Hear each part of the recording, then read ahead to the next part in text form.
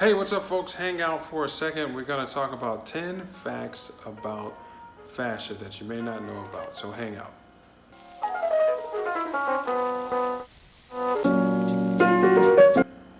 Welcome back. This is Kwesi Fulton, if you didn't know, and I want to say thanks for looking at the StretchBot channel. We're located in Torrance, California, and we're gonna get right to 10 facts about fascia that you may not know. Number one, fascia is all over your body. It's like a jacket that you're wearing, but it connects everything. Number two, do you know the first sign of unhealthy fascia? It's cellulite. So it doesn't matter how old or how young you are, if you have cellulite, that's a sign of an unhealthy fascia. Number three, with inactivity, fascia actually becomes stiff. So you know when you sit for a long time and you get up and you feel like you need oil to your joints, that is actually fascia, and it makes you stiff if you don't move. So movement is good. Number four fact about fascia is it really likes heat or hotness. So you can internally warm it up by exercising, moving around, warming up, dynamic stretching, or you can externally warm it up by getting in the jacuzzi, a sauna. And if you do this actually daily, it can help you loosen your fascia up and it'll reform your fascia. And be sure you stretch after that so you can actually teach your fascia how to form to the new movement that you're doing. Number five, which is kind of like what I was saying in number four, is fascia can reform itself, so you have to teach it. So there are people that you see, old or young, that have really bad posture, and after a while, the fascia actually just shapes itself, and then they can't move past that position.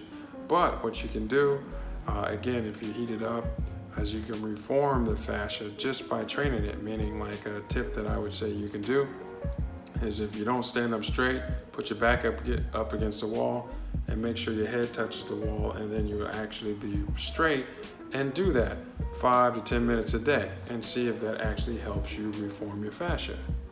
Number six, stretching a few minutes a day, even if you only got 5 minutes, if you stretch, which would actually help your fascia stay loose, again generating that heat, and then you will teach your body to move better if you stretch daily and help your fascia become healthier. Number seven, fascia is actually elastic. It gets its elasticity from elastin. Trippy, right? Number eight, fascia is intelligent.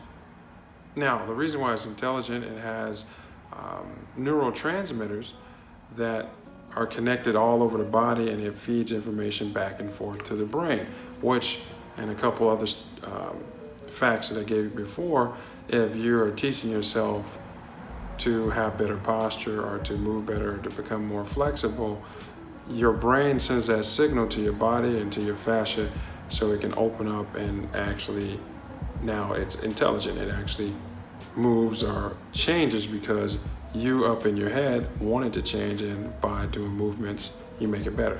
Hopefully that makes sense.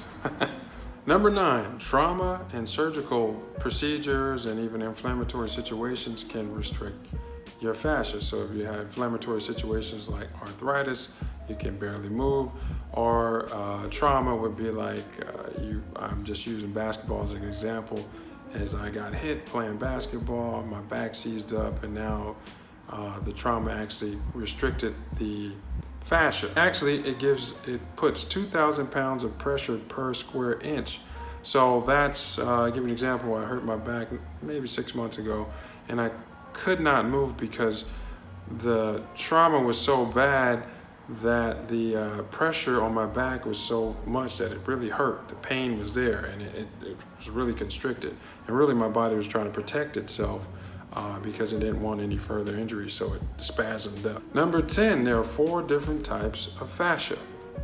Structural, intersectoral, that's a mouthful, visceral, they're all connected. So I'll give you an example of how they're all connected. Some people are stretching here and they have plantar fasciitis, but I tell them that it actually started in their hips, and they're like, no, but my foot hurts. But when I stretch their leg, they can feel it from the tip of their toe all way to the upper part of their back, and they're shocked. And that's the connectivity of all your fascia, as you really are connected.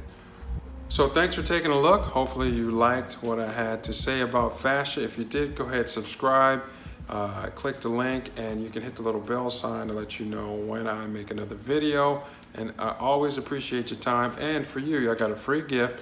You go ahead and click the link down below, and you'll get a free PDF on stretches that you can do daily that can help you move better. So thanks again. I'll see you on the next video.